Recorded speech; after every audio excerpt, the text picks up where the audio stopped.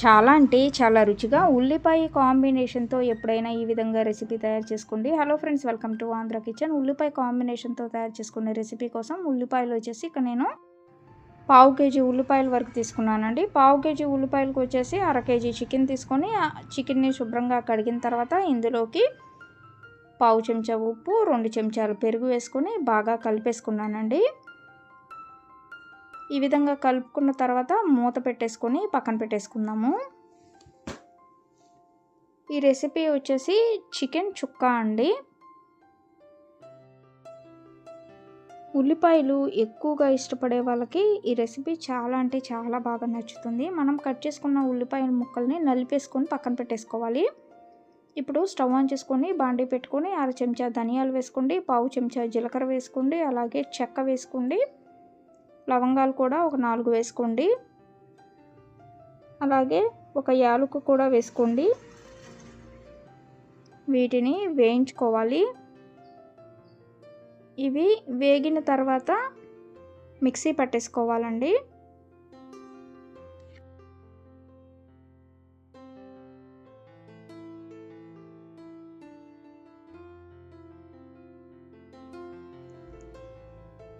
వేగాయండి. ఇక stove off చేసుకొని ప్లేట్లోకి తీసుకొని చల్లారిన తర్వాత మిక్సీ పట్టేసుకోవటమే. ఇప్పుడు అదే బాండీలోకి నూనె వేసుకుంటున్నాను. నూనె కొంచెం ఎక్కువే పడుతుంది ఈ రెసిపీకి.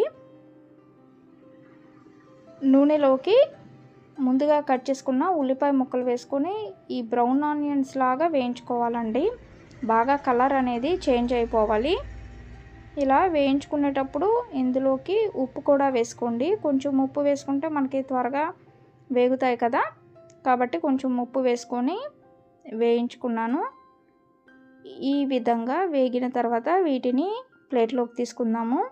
ముందు నేను సగం ఉల్లిపాయ ముక్కలు వేసుకొని వేయించుకున్నానండి. ఇప్పుడు మిగతా సగం ఉల్లిపాయలను కూడా వేసుకొని వేయించుకోవాలి. ఇవి కూడా వేగిన తర్వాత ప్లేట్లోకి తీసుకొని చల్లారనిచ్చుకోండి. ఇదే బాండీలోకి అర చెంచా అల్లం వెల్లుల్లి పేస్ట్ వేసుకోవాలి. అల్లం వెల్లుల్లి పేస్ట్ని వేయించుకోవాలి. అలాగే 2 లేదా 3 పచ్చిమిరపకాయలు కూడా వేసుకొని వేయించుకోండి. ఇప్పుడు అర చెంచా కారం వేసుకోవాలి. కారంతో పాటు మనం ముందుగా ధనియాలు వేయించుకున్నాం కదా, ఆ పొడి కూడా వేసేసుకోవాలండి. మిక్సీ పట్టేసుకున్న పొడి అలాగే కారం అర చెంచా వరకు వేసుకొని కలుపుకోవాలి. ఇప్పుడు ఇందులోకి మీడియం సైజ్ టమాటాని చిన్న ముక్కలుగా కట్ చేసుకొని వేసుకోండి. ఇప్పుడు 1 నిమిషం పాటు కలిపేసుకున్న తర్వాత 2 లేదా 3 చెంచాల వరకు నీళ్లు వేసుకోండి. అలాగే ముందుగా నానబెట్టేసుకున్నాం కదా చికెన్ని, అది కూడా వేసుకోవాలి. చికెన్ వేసుకున్న తర్వాత మసాలా అంతా చికెన్కి పట్టేలాగా కలుపుకోవాలండి. మూత పెట్టేసుకొని ఉడికించుకోవాలి. ఈ విధంగా కొంచెం సేపు ఉడికిన తర్వాత మనకి ఇంకా చికెన్ ఉడకాలి అంటే ఇంకొంచెం నీళ్ళు పోసుకొని ఉడికించుకోవాలండి. లేదు సరిపోయింది చక్కగా ఉడికిందంటే మాత్రం ఆపేసుకోవచ్చు. ఇప్పుడు ఇంకొంచెం ఉడకాలండి నాకు వచ్చేసి చికెన్ అనేది, కాబట్టి నేను ఇంకొంచెం నీళ్ళు పోసుకొని మూత పెట్టేసుకొని ఉడికించుకుంటున్నాను. మరి చికెన్ అనేది ఉడికే లోపల ఇక్కడ ఉల్లిపాయ ముక్కలు ముందుగానే వేయించుకున్నాం కదా, వీటిని నలిపేసుకోవాలి.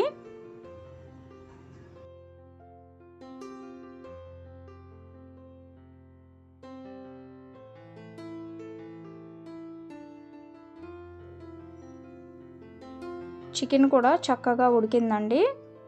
ఈ విధంగా ఉడికిన చికెన్లోకి నలుపుకున్న ఉల్లిపాయ ముక్కలు వేసుకోవాలి. ఈ వేయించుకున్న ఉల్లిపాయ ముక్కలు వేసేసుకొని బాగా కలిపేసుకోవాలండి. సారీ ఫ్రెండ్స్, ఇక్కడ ఒక చిన్న వీడియో క్లిప్ అనేది మిస్ అయింది. ఏంటి అంటే ఉప్పు కూడా వేసుకోవాలండి. ఇక్కడ ఉప్పు కూడా వేసేసుకొని కలిపేసుకుంటే మనకి మంచి కలర్ అనేది వస్తుంది, చిక్కగా అయిపోతుంది. ఇప్పుడు ఇందులోకి మళ్ళీ పావు చెంచా మిరియాల పొడి, మీరు కావాలి అంటే పావు చెంచా సోంపు పొడి కూడా వేసుకోవచ్చు. అలాగే కరివేపాకు కూడా వేసుకొని కలిపేసుకొని స్టవ్ ఆఫ్ చేసుకోవటమే. మరి మీ అందరికీ ఈ చికెన్ చుక్కా కూర నచ్చినట్లయితే ఈ వీడియోని లైక్ చేయండి, షేర్ చేయండి. మరిన్ని వీడియోస్ కోసం మా ఛానల్ సబ్స్క్రైబ్ చేయండి. Thank you for